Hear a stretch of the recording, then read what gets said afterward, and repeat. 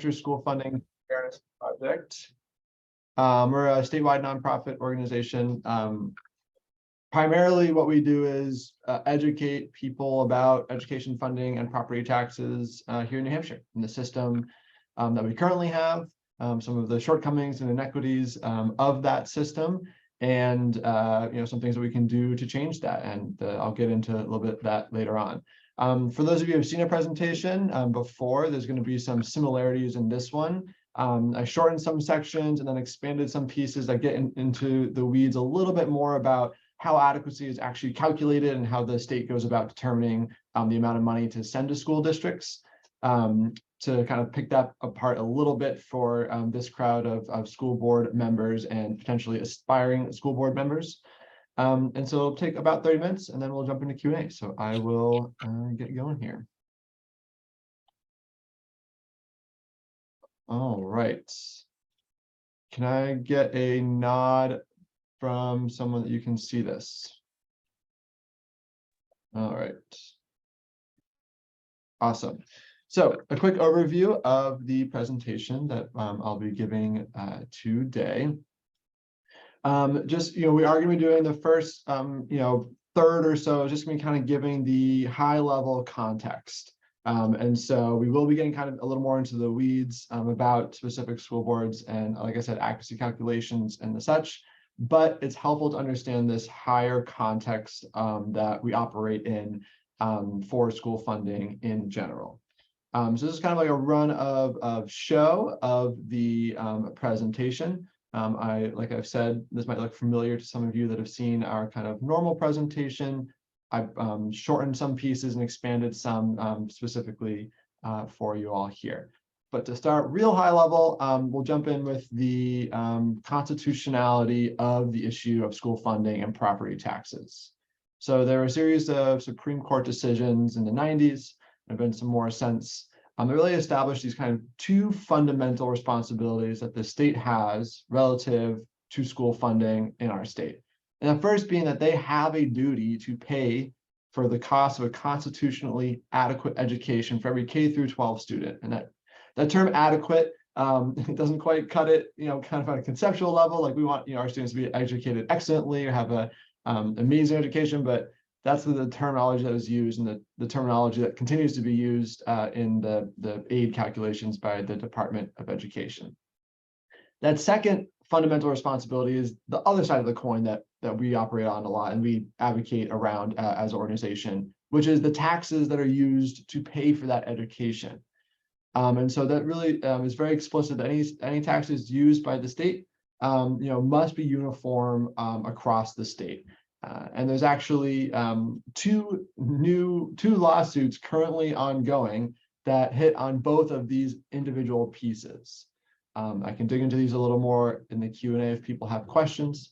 But that first is a Conval suit that's been going on for about 4 years now. They have a hearing actually coming up in April, and they're basically arguing that the amount of money the state is sending, that we'll dig into in a little bit here, is not nearly enough for how much it actually costs to educate our students around the state.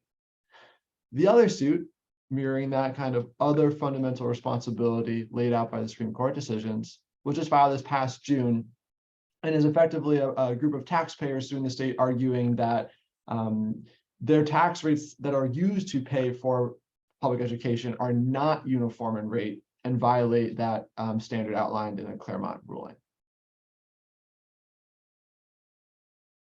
All right. So let's dig into this a little bit more. So this is relatively newly updated information from new data that was released earlier this year, but it looks very similar to previous year's data. And it just shows the revenue to school districts and the overwhelming reliance on local property taxes. So you can see here, your revenue is about $3.6 billion to our school districts in the 2021-22 year, which is the most recent year of data we have. About 60% came from local property taxes, but another 10% came from the statewide education property tax, which is SWEPT. And the reason that we have those colored the same is because SWEPT is a tax that is, the state says how much is going to be raised and the rates per town and community, but it's raised and retained locally. So it is effectively a local property tax. You can see the green is generally the kind of aid from the state, includes the adequacy, other state aid. I like to point out the lottery. A lot of people think that, the lottery is a significant amount of money towards education. 4% is not nothing, but you can see how it kind of pales in comparison to some of the other pieces, especially the local property taxes. And just also note, we will be sending this slide deck out around to anyone that signed up, and all this stuff is available as well. So a little more history. This change in here's a change in school district revenue for about the past 10 years. And what you can see here is a continued and pretty dramatic reliance and an increase in reliance on local taxation relative to school district revenue. And so, of course, there's going to be things that change over time, but seeing that, the reliance on local property taxes increased by over $600 million, and that far outpaces the rest of the changes in revenue. And actually, the federal funds are bumped up a bit from some of our previous years, which has a good amount of that has to do with some of the COVID-related federal aid packages. So even that increase is kind of just because of the past few years. And you can see that some other state aid has actually decreased over the past 10 years, while local taxation, the reliance on that has gone up a lot. And so it shouldn't be a huge surprise that since our local property taxes provide so much for schools, I'm sure people have heard about the reliance on the downshifting of the retirement system by the state. And just, on your property tax bill, it's not just school taxes. There's municipal and county as well. And just the amount of money that we raise from property taxes as a state is just the largest by far. An interesting point in this particular chart, especially given where we are in the legislative session right now, is that next one over, this business tax chart piece. And so a lot of talk in Concord, and actually there's more proposals this year about tax cut and tax relief, centers on cutting these two taxes, the business profits and business enterprise tax. And while those are a significant source of revenue, and some of that does flow into the education trust fund, the property tax is still by far the largest tax in the state. And so if we actually want true tax relief for most people in New Hampshire, especially those who can afford to pay the taxes least, we'd be talking a lot more about reducing property taxes and the burden on that. All right, so 2 slides to kind of put it in a national perspective. This first one shows how much we rely on property taxes. And you can see that New Hampshire is relies on it the most in the country. And this is actually the newest data. This is data from the Census Bureau that just came out last fall, I believe, like a full fiscal year behind. And this is the same as it's been for a long time. And you can see that even the next closest highest reliance is, we're still about 20% higher than the next closest state. And on the flip side of that is the amount of money that the state kicks in for public education. And so you can see New Hampshire is the lowest on that end. And so our state only kicks in about 30% for as part of the total revenue for public education. And it is, our neighbors right over the border in Vermont, that state kicks in over 90% for the public education funding. All right, so now we're going to start getting into the weeds a little bit more. So a central concept to kind of understand how to compare or the ability of a community to raise funding for their schools is a term called equalized value per pupil. And what this effectively is the amount of property value, taxable property value available in a specific community behind each student's education, behind each student that can be taxed to raise money for their education. And so kind of a quick math example, if you will, to kind of help illustrate this is, say a community needs to raise $10,000 for some supplies. And community A, their property value, that equalized value is $1 million.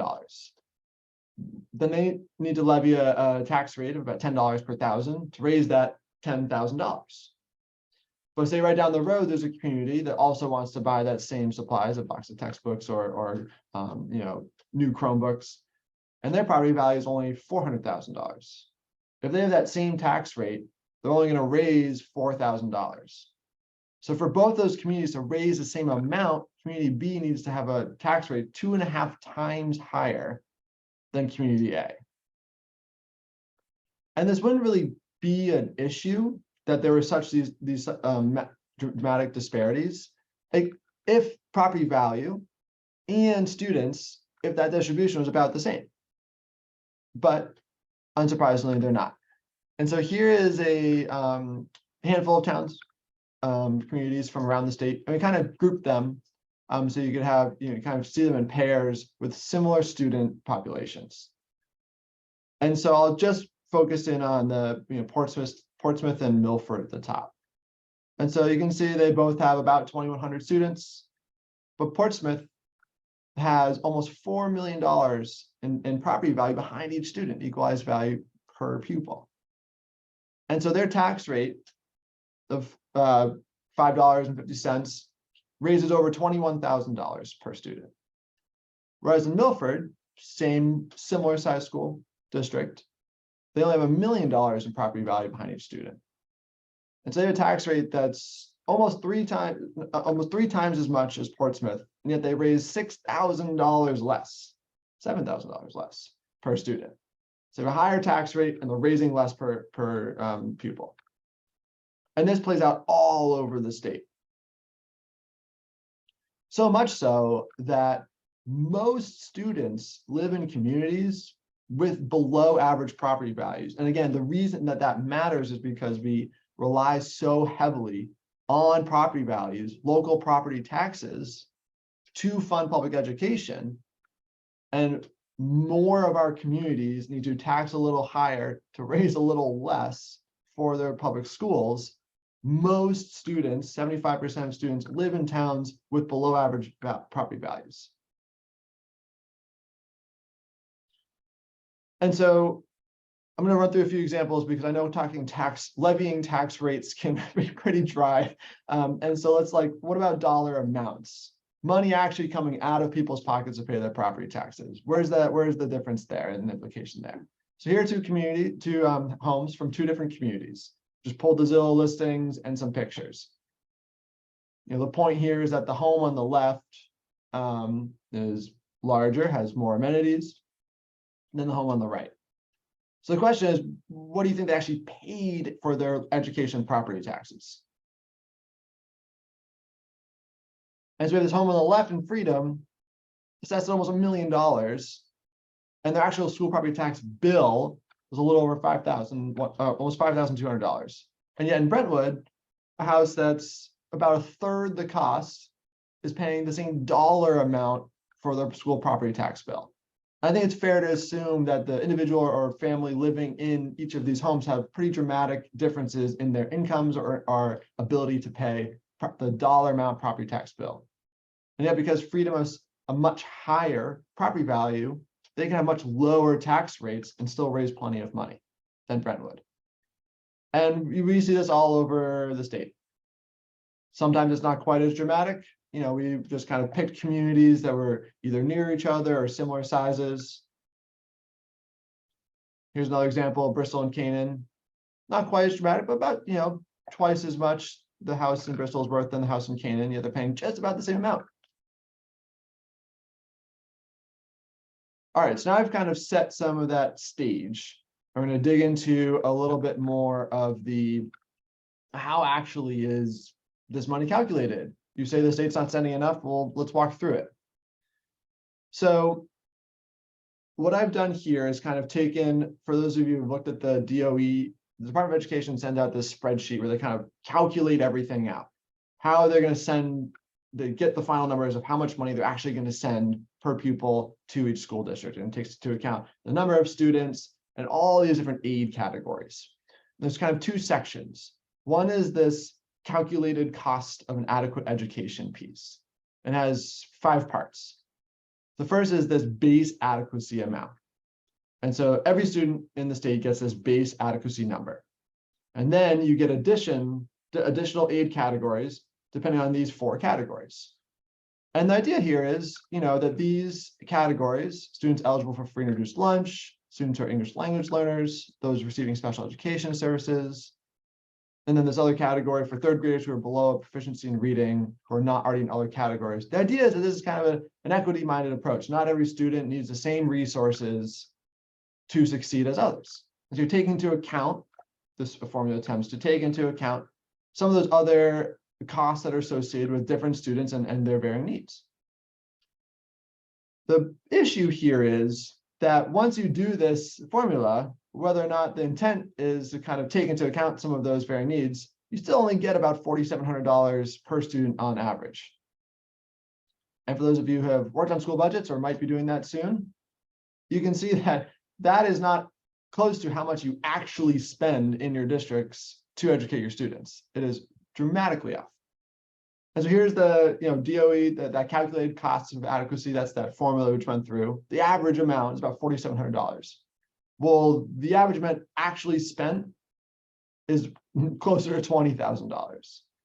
And so there's just this huge delta there between what the state is saying. And again, that adequate word is important, right? Because that goes back to the Claremont rulings or Supreme Court rulings, where the state has this constitutional obligation to fund an adequate education. And their formula literally arrives at what the cost of adequacy per pupil is way off of what communities and school districts are actually spending. And that amount is the same all over the state. Sometimes it's a little bigger, sometimes a little less. But no school district can actually run on the amount of money sent as a part of the cost of an adequate education. But we thought it'd be fun to see what it looked like, even if we tried. So we worked with some school districts. We actually just released another one about 2 weeks ago, and I need to put it in this slide deck, but the same result. So we worked with a school district and a business administrator a few years ago in Pittsfield and said, what would you need to do if you actually just had the amount of money the state has as part of their adequate education funding formula? What would you need to cut from your budget, your voter approved budget? And so they had this budget of $10 million. That was their school district budget, about $17,700 per student. And they tried to cut it to match what if they only had that adequacy money from the state, about $2.7 million. And so they started going line by line and making all these hypothetical cuts. And there's too many to read on here. But there's a lot of important pieces. All building and ground maintenance repairs, all foreign languages, 5 of the 16 teachers in elementary school. And this is the first page. 34.5 paraprofessional positions, health insurance, all field trips. And there's another page here. Transportation gets cut. Hopefully everyone can pick up and drop off their child at school every day. All photocopiers and their supplies, schools, that's pretty essential element for schools as well. And so even after all these 3 pages of these hypothetical cuts, by the way, many of which violate state law, federal law, and collective bargaining agreements with unions. So you couldn't even do many of them, even if you wanted to. Even after all those cuts, they try to maintain the core classrooms. But they're up to almost 29 students per teacher. The budget's still $5.3 million. Remember that state adequacy level was 2.7. So we get down to that adequate education amount. They just have to cut half of the remaining teachers. So now we're at 60 students per teacher and missing all those pages of cuts. And this is by definition exercising the absurd, but it really points out how absurd it is that the state sends the amount of money they do for adequate funding for education. And it is so far out from how much it actually takes and costs to run our schools. So now we're going to dig in a little bit more to we've done that first half of the formula, the base adequacy plus those differential aid categories. But there's a few additional categories and calculations that result in how much money we actually get, school districts actually get from the state. So we'll start at the top there with that calculated cost, that's that average amount. And then there's some additional aid categories. And so this is, it's there's been some taken in, some added throughout the years. Currently, there's two aid categories that focus on taking into account percent of students who qualify for free and reduced lunches, and also take into account equalized value per pupil. There was one that was in called fiscal capacity disparity aid, which was also looking at the property value of a town. That was in the budget 2 years ago, got taken out in the budget this past budget. So there's like these ones have kind of come and go. And so there's this, they take the average calculated cost of adequate education number, add in these additional aid categories. But then there's this interesting thing where they take out SWEPT. So SWEPT is the statewide education property tax. So it's technically called a state tax, but it's raised and retained locally. And so what happens here is you're going through your line, you're following like Concord across, and I'll give an example with Concord specifically on the next page. And then you see the amount that's raised by SWEPT, which again is a local property tax, and the state effectively takes credit for it and says, oh, I see you raised this much from SWEPT. We're going to knock that off the top of the amount of money we're going to send you. We're going to take credit for having raised that, even though you raised it and kept it locally. And then they add stabilization aid, which is an aid that was enacted about 10 years ago. It's a static $158 million, and it largely benefits communities that have lower property values and higher numbers of students for free and reduced lunch. And then you get your adequacy grant. And to kind of walk through, I picked a year old just because there was some funky stuff with SWEPT this current year. So just to kind of keep it clean. So these are numbers from Concord from now a year ago. And so they have that total calculated cost. So all of their students, you add on those differential aid for the students who receive special education services, qualify for free and reduced lunch, they get about $20 million. Then you add in some relief grants. So kind of those ones that have come and go, they get another 600,000. So now they're up to over 20 million. But then the state comes in and says, we're going to take credit for that amount you raised in SWEPT. So we're going to knock that off the top. And so now they're down to this preliminary grant. And then they add in stabilization.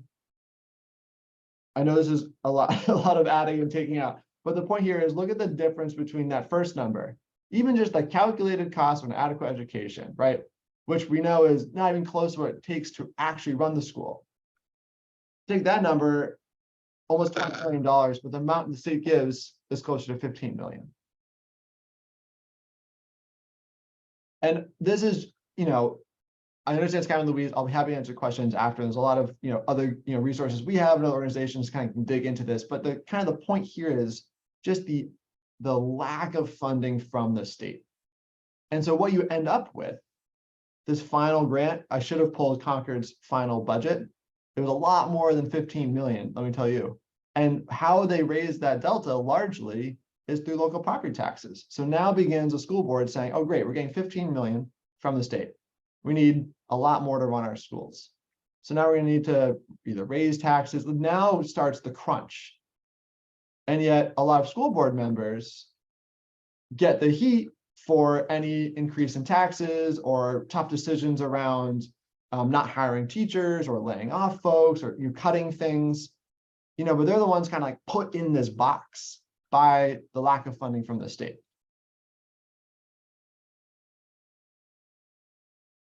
All right, a few more examples here, and then I think I'm doing all right on time.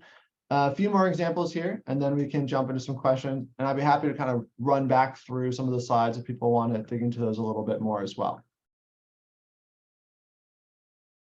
So a couple other kind of very related, but consequences that we haven't touched on specifically.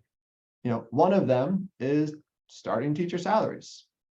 And Reaching Higher just did a recent report last fall, which kind of looked at starting teacher salaries. And the interesting thing here is not always, but largely, the starting teacher salaries does trend with a community's equalized value per pupil, their general property wealth, in part because they have the ability to raise more money to make sure that their teachers are getting a higher pay or starting at a higher level. And what this does is, New Hampshire's a small state. If you can drive half an hour and get $9,000 more as your starting salary for the same level of education, why wouldn't you? And this really makes it harder for communities with lower property value to retain, attract, and hire good teachers.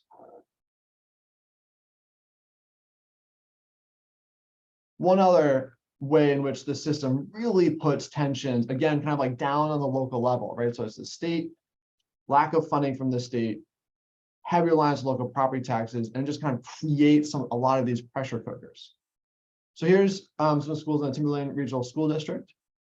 And so all of the students in these towns go to the same high school. Cooperative and regional districts are all over our state. Tuition agreements with different districts. And so what we have here is 4 towns, and yet you see, because of their equalized value per pupil, they have pretty different education tax rates. So Atkinson, being a little higher than the other communities with their property value, has a lower education tax rate. And combined means we added SWEPT and the local education. And so then we go to that kind of dollar amount, right? What are they actually paying? And so on a $300,000 home, we did some simple math, and you can see the different property tax bills for their education property taxes. And we take this one step further, that means that students coming from a home in Atkinson, their parents are paying almost $2,000 less than students coming from a home in Sandown. And yet they might be in all of the same classes in high school, have access to all of the same opportunities, right? And even in communities like this, you look at the town line, you can be 100 feet from one town to the other and be paying double the amount for the same access to, in this case, the regional high school. And it puts a lot of tension on local school boards. Who's paying how much, who's not paying. It creates a lot of additional stresses and tensions. All right, I'm going to wrap up with a few solutions and ideas that are happening right now at the state level. And then we can dive into some Q&A. So before I do that, just bringing it back, the issue here is the amount of money. So this is the revenue for our public education system that comes from local property taxes. It's an issue because it compounds the fact on communities that have low property values, they get squeezed even harder. And B, it's an issue in part because you can see a little state aid is actually coming from the state. So a few bills, some of which are no longer in the works, but there's been a few proposals so far that are kind of working their way through the process. And some of these would, kind of tinker with pieces of that formula we were talking about earlier. So maybe recreate a new aid category, that first one, HB 529, that takes into account the property value of the community, weighs that heavier. HB 334, which actually just got killed, I think yesterday or this week, would have just increased that base adequacy amount by quite a bit. 569 makes the SWEPT an actual statewide property tax as opposed to being raised and retained locally. All have their benefits, all have their cons. The biggest vehicle is the state budget. And so this was just announced by the governor. He comes out with the state budget. He announced it on Tuesday. And yesterday he spent about 2 hours in front of the House Finance Committee going through it in more detail. And he's proposing some pretty dramatic changes to everything we just talked about. The formula, the different aid categories, different pieces, and how that gets changed, if that gets changed, will have impacts for communities across the state. I mean, some communities get more, some communities get less.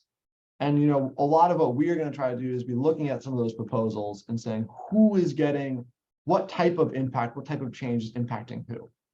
Is Berlin losing, $5 million of their aid while Portsmouth is gaining $2 million? That doesn't feel like an equitable, solution. And that'd be kind of our approach, is making sure to highlight some of those and also highlight some of these pieces, if possible, so the state would take on a little more of that responsibility, relieve a little of that pressure from school boards and school districts. So we'll just end with this final thought that we like to kind of end with. I think it wraps up a lot of what we've been going over here. And then I'm going to go ahead and stop sharing my screen, but I can pop it back up for specific questions if needed. Awesome. Thank you so much, Zach. So moving on to Q&A.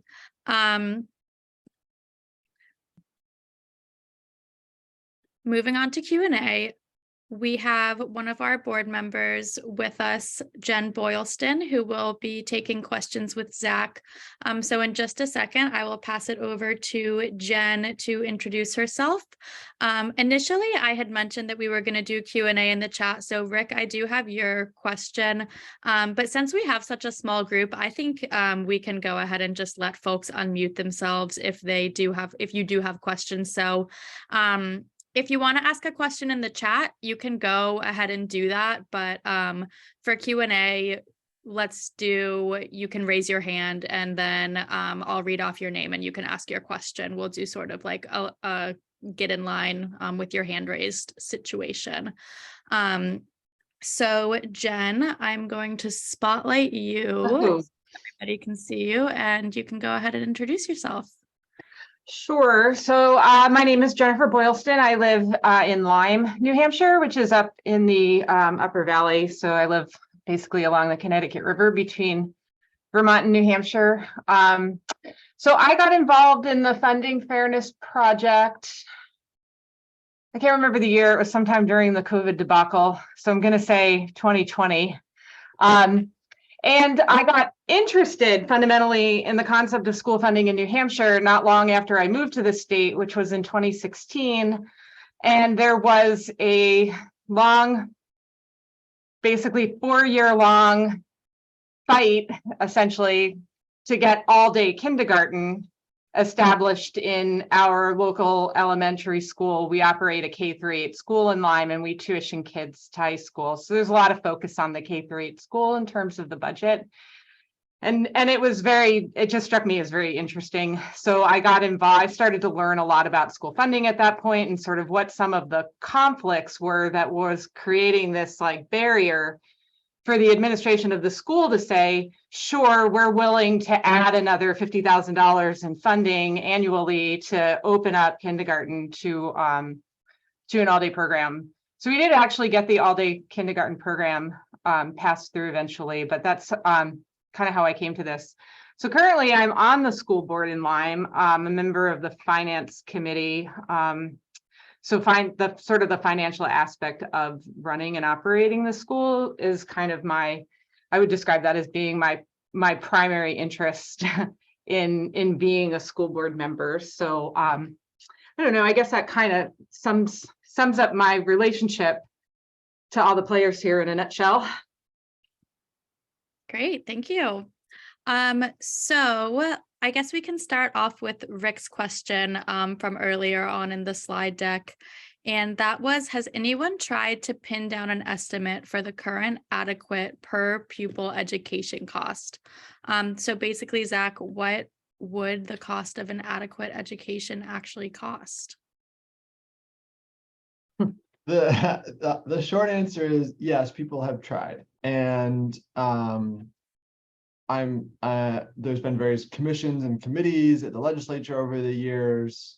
And I'm sure I don't know all of them off the top of my head, but one way I will answer that is kind of the crux of the Conval lawsuit and there's kind of a lot of this back and forth posturing and battling, and they produce a lot of good expert witnesses, expert reports. I've not read all of them. It's a lot where they basically try to answer that same question.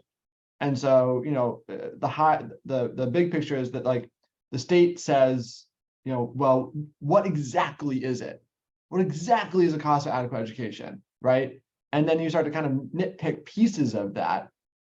And Conval, my understanding of it at a kind of like average piece is just trying to say that you need to at least start with that base adequacy being closer to $10,000 instead of $4,000. Right.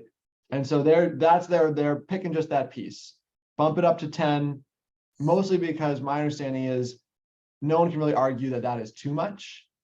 Is it the average cost at around $19,000 or $20,000 per pupil? Some people would argue that's too much. Some school districts don't spend that much. And so this is really a pretty central piece. And if you're at the legislature, you start talking about this and you thought I got in the weeds today, like people get right in the weeds about what exactly is adequate. And one of the pieces that kind of like base adequacy number is very much an input focused approach. and I don't have it all off the top of my head, but it's like, how many students how many principals per students, like how many, like you have all these like kind of like this many desks, this student ratio, this amount of buildings, like you have all these like kind of formula, and you add it up, and that's the amount per student. And it's old at this point and not output phased. So one of the other pushes is looking at, should we be measuring adequacy and by student outcomes? Is that test scores? We use test scores a lot. There's some benefits. There's a lot of problems with using that, but like, what are we trying to teach our students? So that was kind of a long answer, Jen. I don't know if you have anything to add to that. No, other than it's really complicated. The formula that they currently use is outdated. I guess I would highlight one specific problem with it. If you wanted to highlight one, is that I think the formula assumes a 30 student to 1 teacher ratio, which I don't believe exists in a single school in New Hampshire, in part. I mean, maybe in Manchester or Concord, but I don't even know if they're reaching those numbers there. But as most people know, we have small schools. My school is probably 20 to 1. And even if we wanted to operate with more kids per classroom, we can't, because we don't have the kids. There are only X number of 4th graders, X number of 5th graders. We have 1 section per. So it is complicated. And then what people define as adequate can be very subjective. One person might say a high school with a robotics team is absolutely necessary in today's technologically based society, but another person might say that's a bell or a whistle, right? And then really only mathematics and reading is really all we need to worry about. So it's a challenge to answer that question. All right.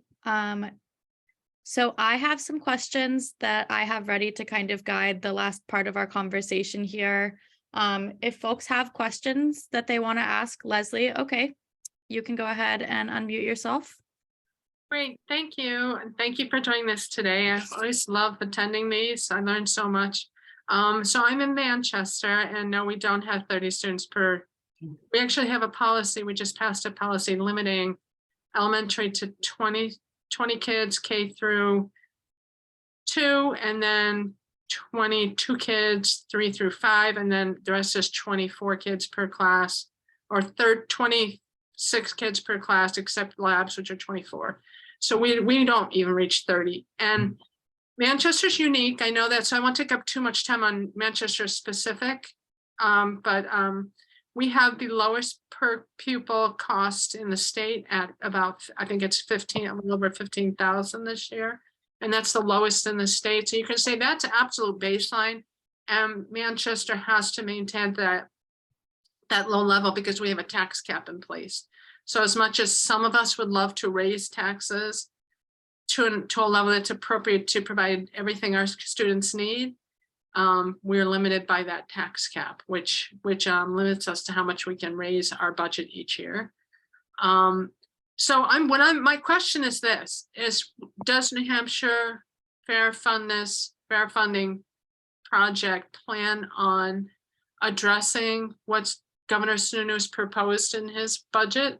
Are you going to look at each community and see how it would impact them? And because we have an education legislation committee that wants to advocate for, what's right for our kids and what's right for the funding. We are part of the lawsuit, the Combell lawsuit. So we would like to be able to advocate. I did my sort of back of the napkin calculations, given what I read in the Union Leader.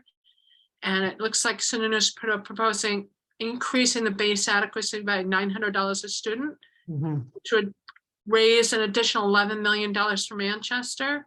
But he's taking away the stabilization grant, which we got $12.5 million. So that's a net loss for Manchester. Yeah. He is increasing free reduced lunch, which we have 12,319 students right now. So for us, that's at $600 per student would increase our budget by $3,800,000.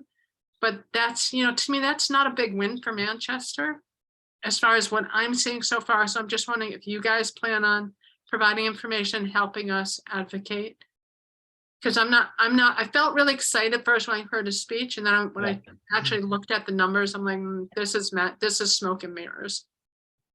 Yeah, so two parts to that question. One is that Reaching Higher New Hampshire, which is another organization that does a lot of education policy, has a webinar at 1 p.m. today where they will be explicitly talking about the governor's budget.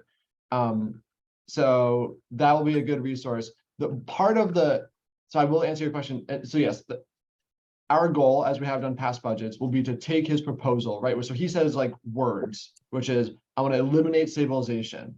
I want to increase the base accuracy by 25%. And then what we're going to do is look at the DOE spreadsheets they put out and make those changes, right? To see, to your point, when you add that all up, who has an increase in funding and who has a decrease. And there's some like phase in and phase out pieces of part of his budget proposal. But on a first glance, you know, what I am concerned about is that overall, some of the changes he's proposing, some of which make sense. You know, he's trying to like, you know, I was talking about all the different aid categories. One of his things is trying to like group all those into one. Like the formula itself, why does it need to be so complicated, in his words? Why can't we make it a little simpler? On a conceptual level, sure, that makes sense.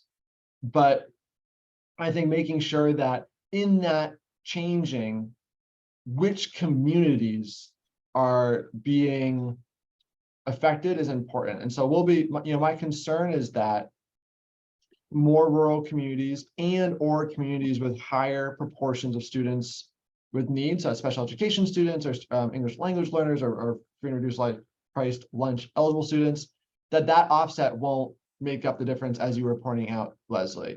And so there's a big increase in kind of the base accuracy, which is every student, right? Which as an organization, very much in favor of that. But we want to be careful that that is not being paid for by reducing more equitable minded pieces like the stabilization grant. So our goal, yes, will be to put some of that out, highlight the, you know, I don't like using the term winners and losers, but like highlight the differences for different communities and the relative ability of those communities to respond to those impacts. Manchester, for example, has a tax cap. You also have a lot of students, like that affects your ability to respond. Portsmouth has higher property value. That affects their ability to respond. They could have a 0.5% increase in property taxes that maybe could make up that difference. So like that, we definitely want to be doing a bunch of that, but it is still very much the bill itself that will lay all this out in exact detail won't come out for another week or two, which is frustrating. Right. So thank you very much for that. I appreciate that, and I look forward to that information. I will say that in the governor's favor on this, one of the problems with getting stabilization grants is they're one-year grants. So we always have our business administrator will always say, as rightfully so, it's one-time money. So because it's not part of your base aid, your base adequacy aid, you can't count on that coming every year. So you wind up you can't spend it to increase your teachers because you don't want to the next year not get it, and then you end up laying people off, and that has happened to us. Yeah. So I do appreciate that in that respect, but it making it look like he's giving a big boon to education seems like it's a bit of like giving with one hand and taking away with the other, as far as Manchester is concerned anyway. And I think, as an organization and for you all, I know like this, we walk this line of like thinking statewide, but then also like you need to deal with like the daily lives of your communities and your teachers and your students. Part of that kind of walking that duality is part of what will help throughout this process. It's a long budget process, but part of what will, I think, make sure that the final product is something that is helpful for school board members. Like I wouldn't have thought of that, Leslie, right? Because I'm not on a school board. And so like having those points be brought up throughout the process is what's going to hopefully help make the final product actually work for you all in a way that is not just lip service and is like, oh, ongoing money is much better than one-time money. Here's why, right? And so that's something else as an organization we try to do is connect people to like the points in the process that are the most meaningful to come to, whether it's testifying at this specific time or contacting legislators at this specific time. So thank you. All right. I have a question from Corrine in my document once I get back to the correct tab.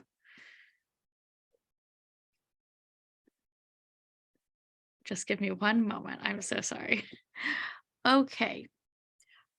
So Karine asked, how do voucher programs or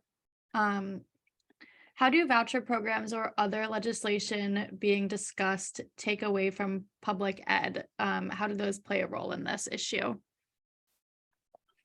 Yeah, so vouchers, otherwise known as the Education Freedom Accounts, they, part of what is challenging about those two pieces. One is that since they use taxpayer money and they do pull out some funding, there's some like phase out grants that help school districts adjust to that. But after those run out, they do end up reducing funding to school districts.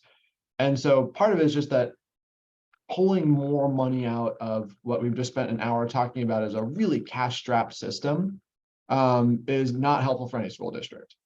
And then, the challenge being that if more of that's pulled out, you pull out 5 students, that might not be, if it's 1 3rd grader, 2 5th graders, 3 high school students, right? That's not enough to like reduce staff size by amount to offset that cost, or you can't just like shrink your building a little bit to reduce your maintenance. So part of that is that has layers of impact there. So that's one piece. The other piece is that, so on one hand, like that is a challenge and a potential, negative towards public school districts. The other side is that even, the governor proposed, the Department of Education asked for twice as much money for school vouchers, which would be about $30 million a year. And, we're talking about a year out and 2 years out for this budget. That is a lot of money, but the downshifting happening by the state right now is $2.3 billion. So that's the amount of money that local property taxpayers are raising to fund their local public schools every year right now.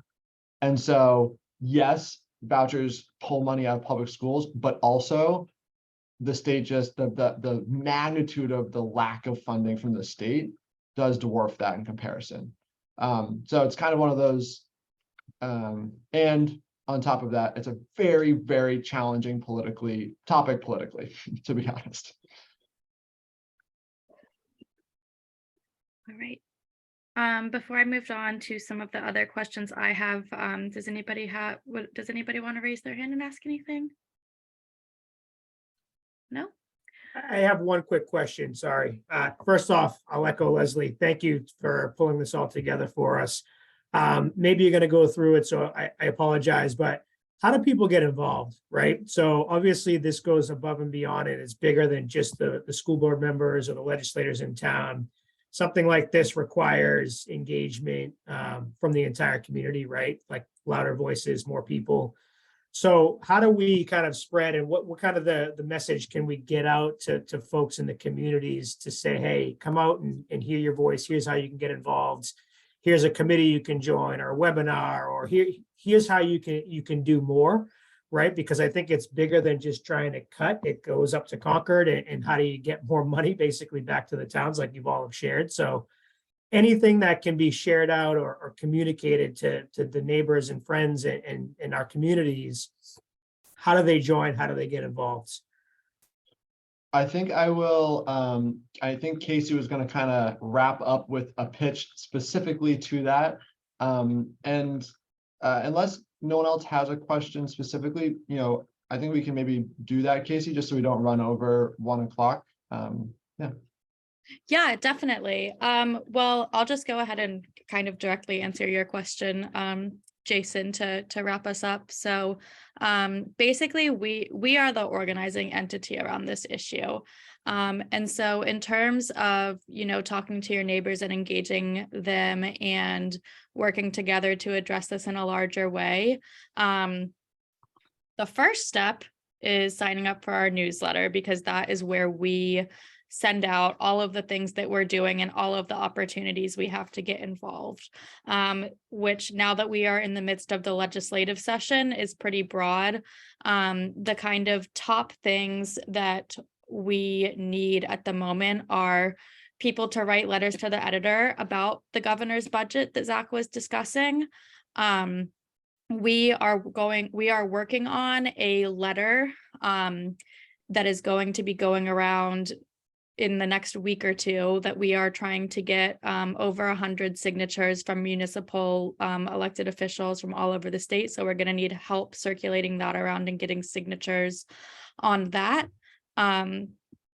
We have a new tool that we just launched recently that allows you to send notes to all of the legislative committees. So as relevant legislation is coming up, we need folks using that. NOAA is coming up with new content on social media pretty much every single day that we need help sharing around. And then really one of the biggest and most effective tools that we have at our disposal is a presentation that is very similar to what you all just saw from Zach, that is about an hour long, and that's what we go around the state and we present it in different communities. We do it based on kind of what communities are impacted by this issue the most, and right now also based on kind of where State House leadership lives, because they're the ones who have the power to help fix this issue. So if you think that your neighbors and your community members need to hear this message, shoot me an email or send me a text and tell me that you want to organize a presentation. I know there are a couple people on this call, Marie Morgan in particular from Goffstown, and we're working together to get something set up there. So if you want to organize something in your community, let's do it. But basically, if those are some of our biggest needs right now, really trying to drum up some noise around the budget and just keeping the the chatter going on so we don't get lost in all the fuss around the legislative session. And again, our newsletter is where we share everything that's going on. And once a month, we have started doing these monthly insider calls where we spend an hour a little bit more intimate with just the School Funding Fairness Project staff, going over, some more specific things that we're working on, and taking input from folks, and just anybody who is interested in being, taking just like a little bit of an extra step and being engaged with us in that way, that is put out in our newsletter as well. So we've got options, and we are so appreciative of all of you being here today.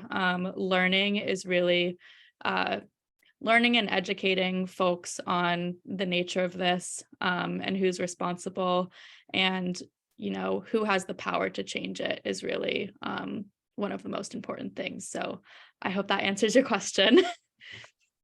Awesome. All right, Zach, well, I will pass it back over to you to just say one final thank you, and then let everyone get on with their afternoon.